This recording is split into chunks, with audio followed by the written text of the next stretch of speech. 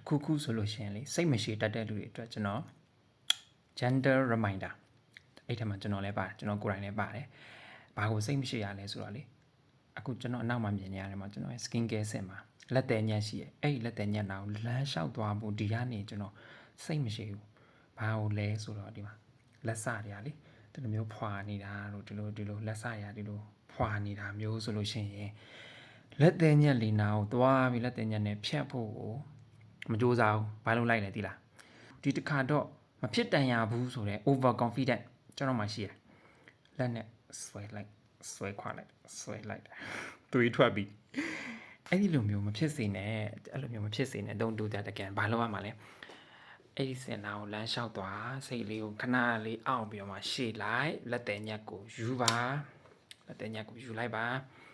ပြီးရင်အဲ့ဒီလက်သေးညက်လေးနဲ့ပဲเนาะလက်သေးညက်ကိုပဲတုံးပြီးတော့မှညက်လိုက်ပါဒီဖွာနေတဲ့လက်စာတွေကိုညက်လိုက်ပါမဟုတ်ရင်ဘာဖြစ်တတ်လဲသွေးထွက်တတ်တယ်မသိတာလည်းမဟုတ်ဘူးဒီတကတော့မဖြစ်တန်ရဘူးဆိုပြီးတော့မှ over confident မလုပ်ပါနဲ့ဒီလူဒီလူအမြဲတမ်း over confident မနေ့ကဒီတစ်ချောင်း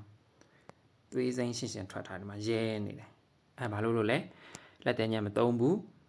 လက်ကလေးနဲ့ဆွဲခွာလိုက်တယ်သွေးထွက်သွားတယ်အဲ့ဒီလိုမလုပ်ကြပါနဲ့ကျွန်တော်ကိုယ်တိုင်လည်းကျွန်တော်ကိုသတိပေးတာပါမလုပ်ကြပါနဲ့နားမယ်